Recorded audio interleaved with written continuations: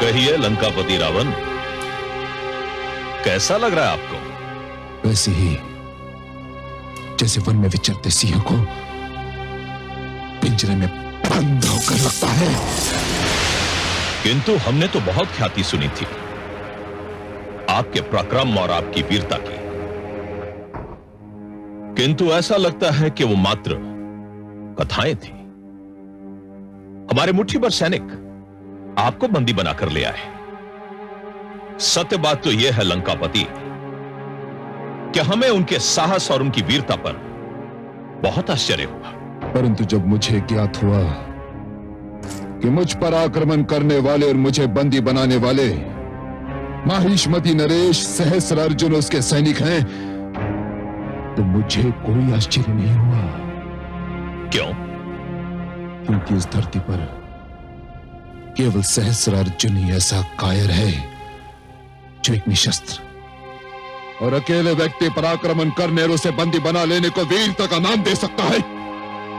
सहस्र अर्जुन, तुम वीर नहीं हो, इसलिए तुम वीरता की परिभाषा भी नहीं जानते। छल, कपट और धोखे को तुम वीरता कहकर पुकारते हो। छल, कपट, धोखा।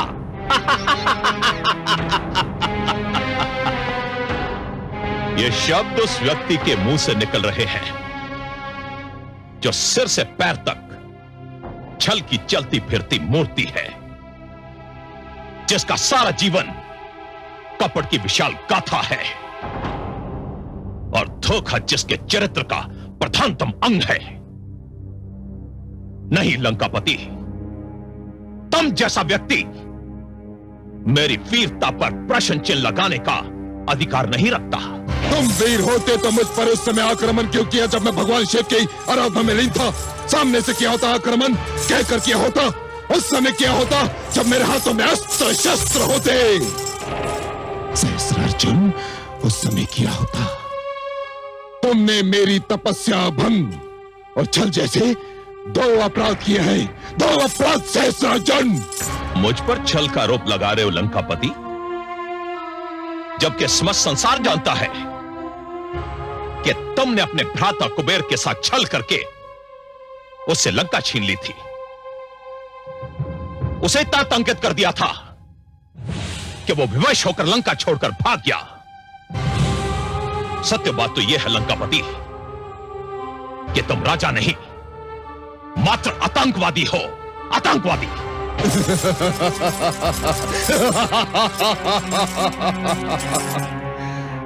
इस संसार का सबसे बड़ा आतंकवादी मुझे आतंकवादी कह रहा है। सहस्र अर्जुन, देख कि तेरे राज्य में क्या त्राही त्राही मची हुई है। किसी नारी का सम्मान तेरे हाथों सुरक्षित नहीं। शिशुओं को तेरे नाम से भयभीत किया जाता है। ऋषि मुनि तेरा नाम सुनकर मुख फेर लेते हैं और सज्जन तेरी परछाई से कतराते हैं। सहस्र अर्जुन, तुझसे बड़ा आतंकवादी तो ना आज तक जन्मा है और ना ही कभी जन्मेगा। बंद कर अपनी ये बकवास। तू मेरे ही सभागार में खड़ा मेरे ही आत्मसम्मान को ललकार रहा है। को इसके टुकड़े टुकड़े कर दो।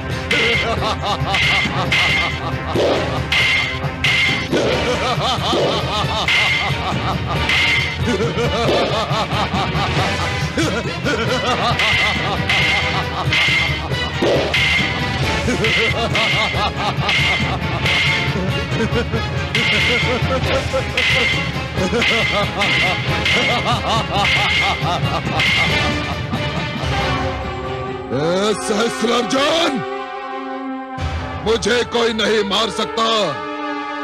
मैं मृत्युंजय हूं, मुझे कोई नहीं मार सकता।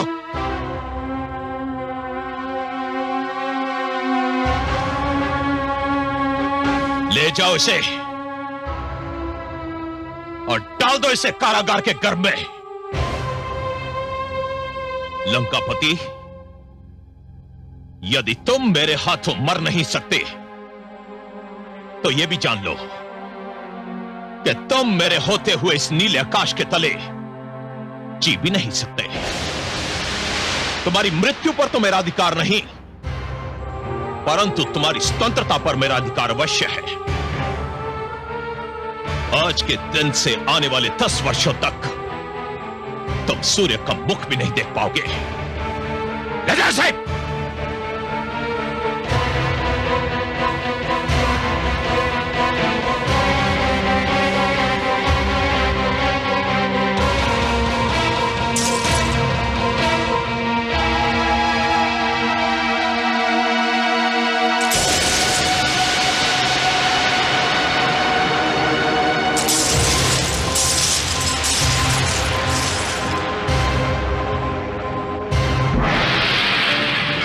एक भयानक और बहुत दूरगामी कथा आरंभ हो चुकी है। क्या हो गया है गुरुदेव? एक लौह दूसरे लौह से टकरा गया। सहस्त्रार्जुन ने मेरे एक भक्त को बंदी बना लिया। तब तो आप सहस्त्रार्जुन को अवश्य दंडित करेंगे। नहीं वत्स, सहस्त्रार्जुन को दंड देने का कार्य विधाता ने किसी और के भाग्य में लिखा है। और वैसे भी मेरे भक्त लंकापति रावण को अपनी शक्ति पर बहुत अभिमान हो गया था। सहस्त्रार्जुन के इस कार्य से रावण के अभिमान की कम से कम एक परत तो कम हो ही जाएगी। मेरे लिए क्या आज्ञा है गुरुदेव? तुम्हारे अभ्यास का पहला चरण आज से आरंभ होगा वत्स। हे गुरुदेव, मुझे क्या करना होगा? तुम्हें हिमजल में खड़े होकर धनुर्विद्या का अभ्यास करना होगा। प्रत्येक बाण छोड़ने के पश्चात तुम्हें अपना हाथ उस शीतल हिमजल में डुबोना होगा। तुम्हारा यह अभ्यास 1-2 दिन का नहीं होगा, पूरे 10 वर्ष का होगा। किंतु उस हिमजल की शीतलता को आत्मसात कर लेने और इस कठोर अभ्यास के पश्चात तुम एक ऐसे धनुर्धारी बन जाओगे जिसके जैसा दूसरा धनुष बाण चलाने वाला इस धरती पर अनंत काल तक जन्म नहीं ले सकेगा। जाओ वत्स, अपने अभ्यास का शुभारंभ करो।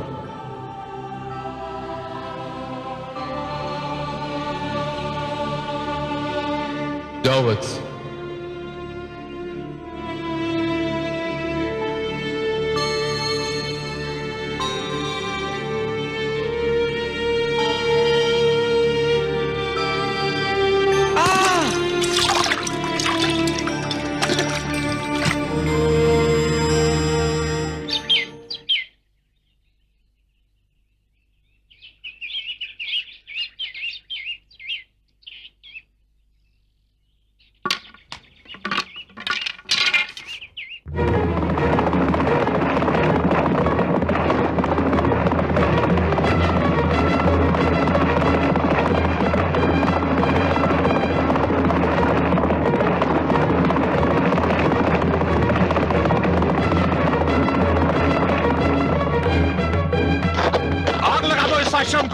नहीं राजन, इतने निर्दयी मत बनिए। अभी तो इस आश्रम को बने एक पहर भी नहीं बीता है।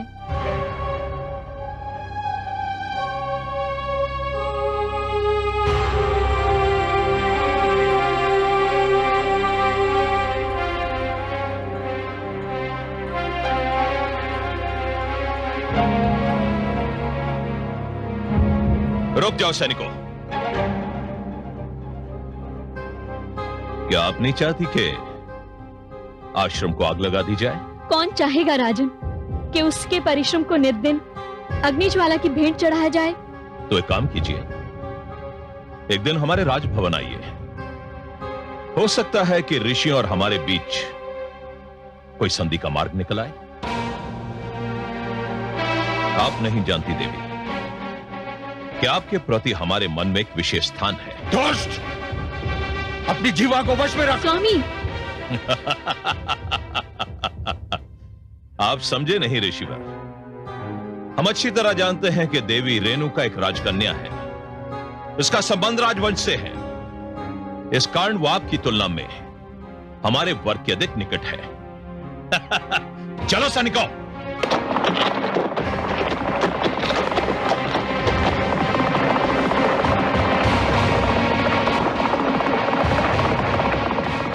तुमने मुझे क्यों रोका रेणुका?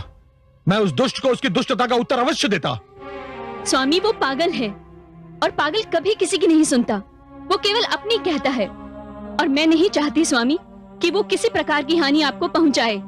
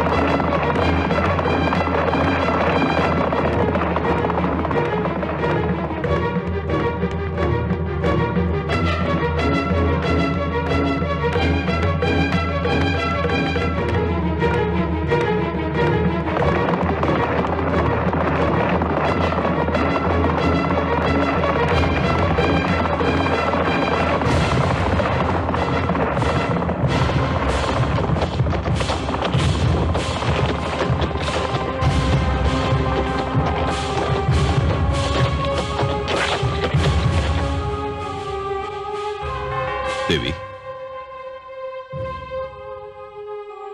आप चाहते क्या हैं राजन? क्यों आप बार बार हमारी एकाग्रता को भंग करने के लिए आ जाते हैं? तुम्हें यह बताने के लिए देवी कि कोमल पुष्प केवल मधुवन की शोभा बनते हैं। यदि आपको ये पता है तो आपको इस बात का भी ज्ञान होगा राजन कि राजा राजमहलों की शोभा बढ़ाते हैं। वे बार बार आश्रमों और पाठशालाओं पर आकर अपने घोड़े की टापों से उनका विध्वंस नहीं करते, उनका नाश नहीं करते राजन। हम केवल राजा नहीं देवी, सम्राट सहस्रार्जुन है। यह पूरा क्षेत्र हमारा है और क्षेत्र के कण कण पर हमारा अधिकार है। आप कब तक हमारी सहनशीलता की परीक्षा लेते रहेंगे राजन? विचित्र बात है, यही प्रश्न तो हम आपसे करने वाले थे। अर्थात कब तक ली जाती रहेगी हमारी सहनशीलता की परीक्षा? अब तक हम शीतल पवन के झोंके के लिए दम साधे खड़े रहेंगे। प्रतीक्षा करते करते एक दिन तुम्हारा दम घुट जाएगा राजन। मैं सहस्रा अर्जुन हूं देवी, इससे पहले मैं अपने हर प्रतिद्वंदी की सांसें छीन लूंगा। राजन, किस प्रतिद्वंदी की बात कर रहे हैं आप? यदि आप अब भी नहीं समझे ऋषिवर, तो कभी नहीं समझ पाएंगे। तो फिर आप ही समझा दीजिए ना राजन। कोई आवश्यक नहीं ऋषिवर कि हर बात हर एक की समझ में आ जाए। समझने वाले स्वयं ही समझ लेते हैं। चल!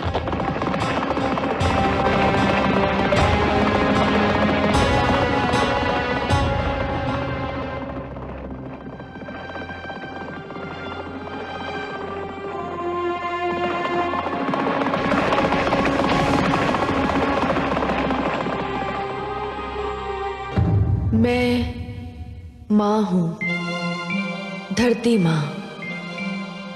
ठिठुरते पानी में, कपकपाते शीत में बालक परशुराम ने अपने गुरु शिव शंकर के आदेश पर धनुर्विद्या का कठोर अभ्यास आरंभ किया था।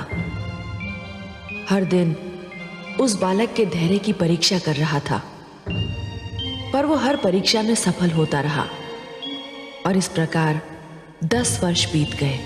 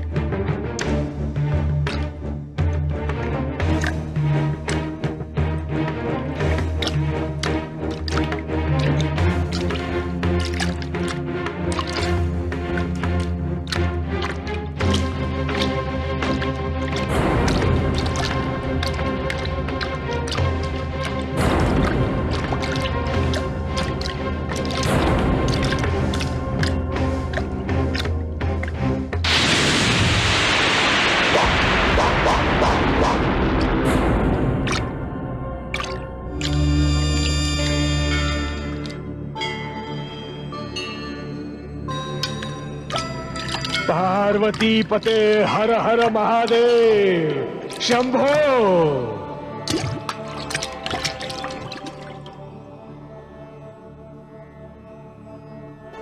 शंभो, हे शिव शंभो, शंभो। उठो वत्स। शंभो, इस कठिन अभ्यास के फलस्वरूप, जो किसी भी प्रकार एक कठोर तपस्या से कम नहीं था, तुमने अपने आप को धनुर्विद्या का सर्वोत्तम जानकार बना लिया है। शंभो,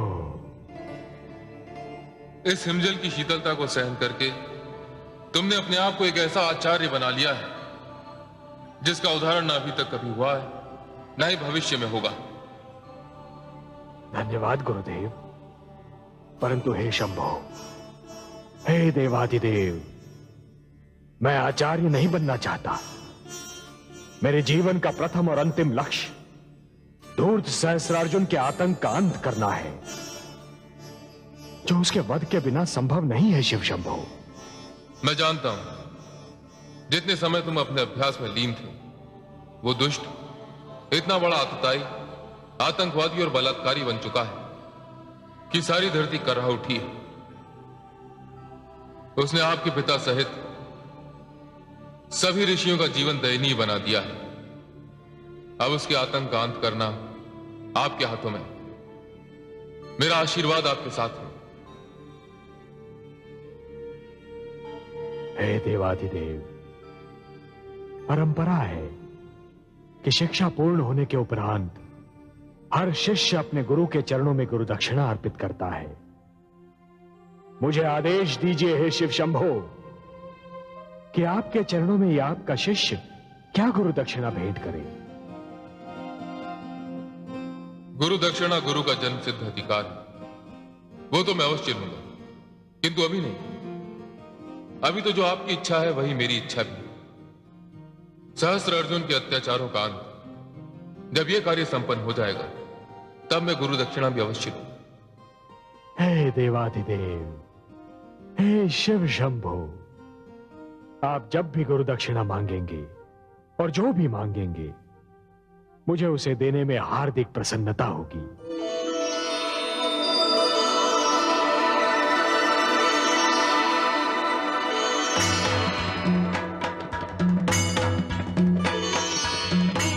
ये लीजिए, आज से पिनाक धनुष आपका हुआ। इसे अपने साथ ले जाइए, परंतु सहस्त्र अर्जुन को समाप्त करने के लिए यह धनुष पर्याप्त नहीं होगा। अतएव मैं आपको एक ऐसा शस्त्र दूंगा जिसका शस्त्र के रूप में प्रयोग अभी तक नहीं हुआ है। एक ऐसा शस्त्र जो आपकी पहचान बनेगा, जिसका नाम आपके नाम के साथ सदा के लिए जुड़ जाएगा।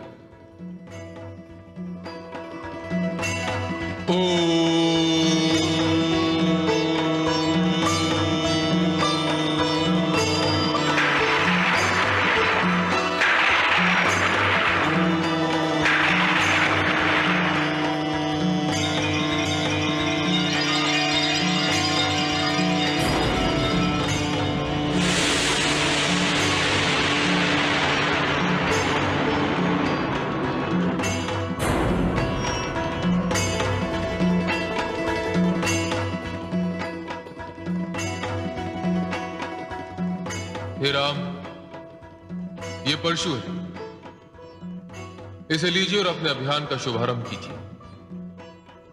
इस परशु के कारण आपका नाम परशुराम होगा। आप अनंत काल तक इसी नाम से जाने जाएंगे। ये परशु आपकी पहचान बनेगा।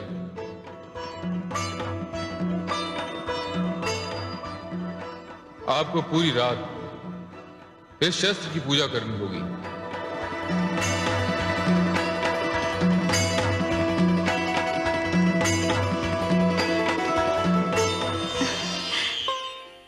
बधाई हो कमल नयन, बहुत बहुत बधाई हो। मैं न कहती थी कि आपका अंश अवतार यदि हमारे शिव शंभू के पास जा रहा है तो वहां से कुछ ऐसा ही लेकर लौटेगा जो आज तक कभी किसी ने नहीं पाया। हे पद्मनाभ, जिस प्रकार ताल कभी किसी को प्यासा नहीं लौटने देता, उसी प्रकार हमारे शिव शंभू के द्वार से कभी कोई रिक्त हाथ नहीं लौटता। उन्होंने आपके अंश अवतार को न केवल ऐसा शस्त्र दिया है जिससे कोई नहीं बच सकता, वरन एक ऐसा नाम भी दिया है जिसे सदा के लिए संसार स्मरण रखेगा। बधाई के लिए बहुत धन्यवाद महादेवी, परंतु सत्य पूछिए तो मैं ये निर्णय ही नहीं कर पा रहा हूं कि इस अवसर पर मुझे हर्षित होना चाहिए या चिंतित। क्यों? आप ऐसा क्यों कह रहे हैं कमल नयन? आपका अंश अवतार सहस्त्रार्जुन के आतंक को मिटाने जा रहा है। ये तो हर्ष का विषय है, इसमें चिंता की क्या बात है? महादेवी, सारा संसार मुझे पालनहार के रूप में जानता है और मेरा ये अंशावतार हिंसा के मार्ग का पथिक होने जा रहा है। ये तो ऐसा हुआ महादेवी जैसे श्रावण की घनघोर घटा वर्षा के स्थान पर सूरज की तपती किरणें लुटाने लगे। ये तो परस्पर विरोधी बात हुई ना महादेवी? कदापि नहीं। हे सर्वेश्वर, जो पालनहार होता है वही संरक्षण भी देता है और जो संरक्षण करता है वही सुरक्षा भी देता है। मानव की सुरक्षा के लिए शस्त्र उठाना हिंसा नहीं होता। आपका अंशावतार वही कर रहा है जो उसका धर्म है। आपने साधारण स्थितियों में मानव के लिए पालनहार का चरित्र निभाया है, परंतु जब भी उस पर अत्याचार हुआ है आपने पाप विनाशक बनकर सुरक्षा प्रदान की है। यही तो आपके चरित्र का सौंदर्य है। इसी ने आपको आराध्य बनाया है। इसीलिए आपको चिंतित होने की कोई आवश्यकता नहीं। किन शब्दों में आपका आभार प्रकट करूं महादेवी?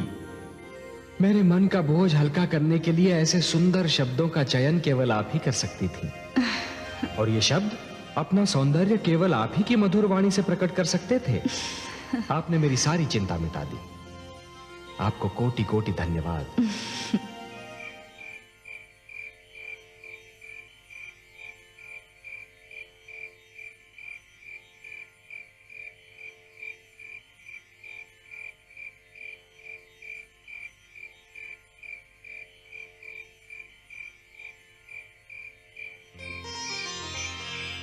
रेणुका,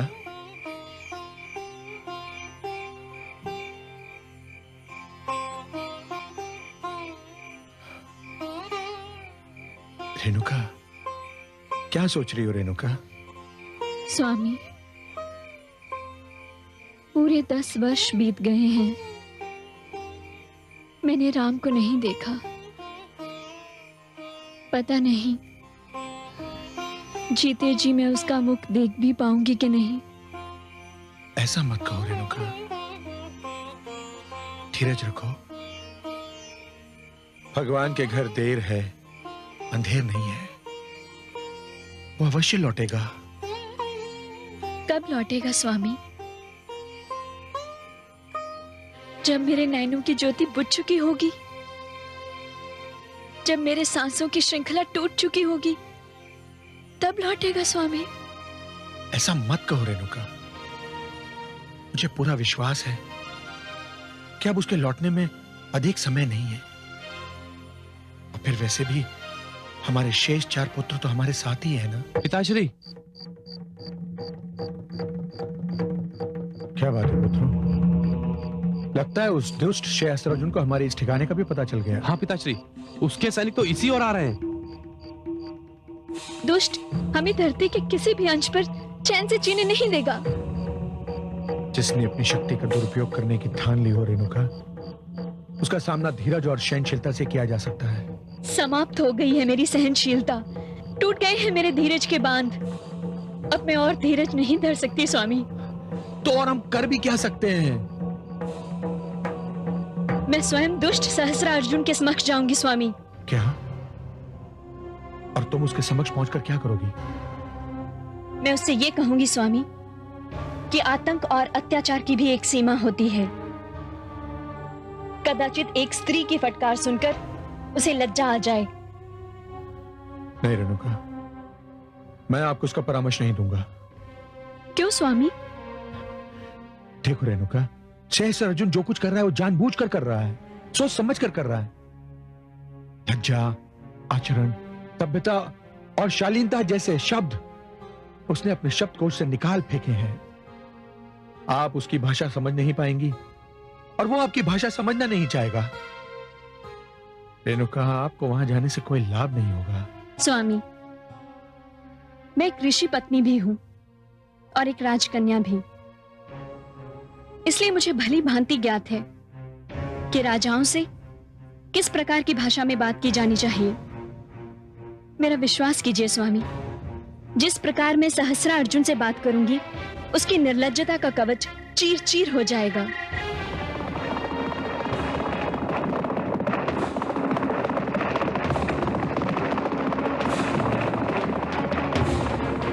ठहर जाओ, क्यों आए हो यहाँ? आपको यह स्थान छोड़ना होगा। क्यों? क्योंकि इस स्थान के स्वामी महाराज सहस्त्रार्जुन हैं और आपने ना तो ये भूमि मोल ली है और ना इस पर बसने के लिए निवास कर दिया है। और यदि हम ये स्थान ना छोड़े तो फिर हमको वही करना होगा जो हम सदा करते आए हैं। तुम्हारा आश्रम जला देंगे हम, यही महाराज का आदेश है। तब तो मैं स्वयं तुम्हारे महाराज के समक्ष जाऊंगी और उन्हें बताऊंगी कि उनका अत्याचार और हमारा धैर्य दोनों अपनी अपनी सीमाएं पार कर चुके हैं।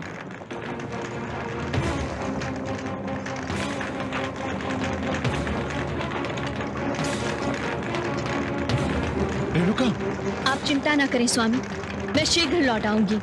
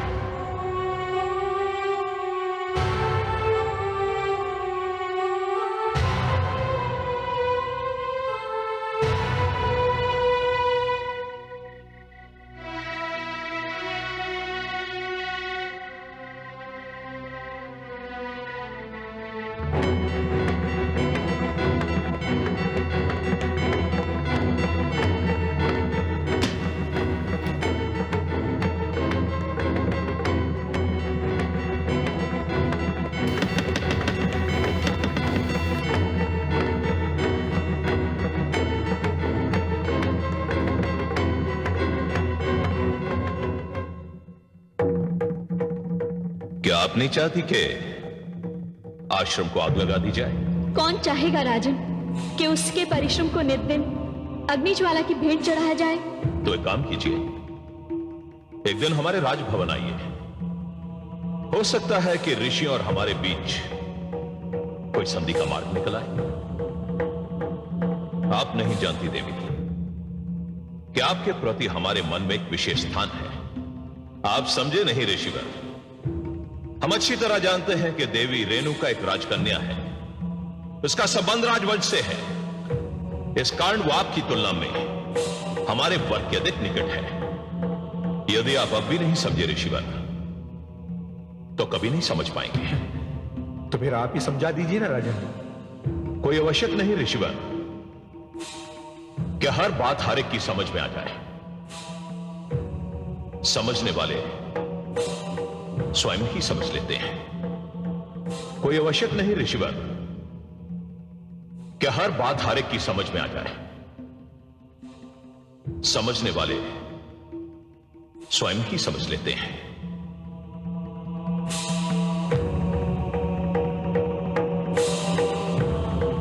समझने वाले स्वयं ही समझ लेते हैं। पिताश्री, पिताश्री आप अभी तक सोए नहीं? रात्रि के कितने पहर बीत चुके हैं पुत्र? तीसरा पहर बीत चुका है पिताश्री। तीसरा पहर भी बीत चुका है।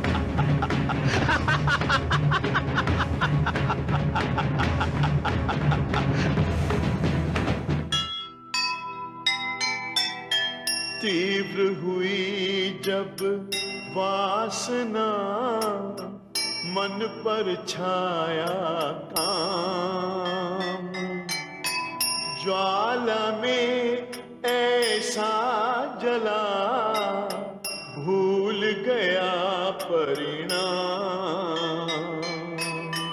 नारी के सम्मान से जो करता खिलवाड़, उस पापी के शीश पर टूटा सदा पहाड़।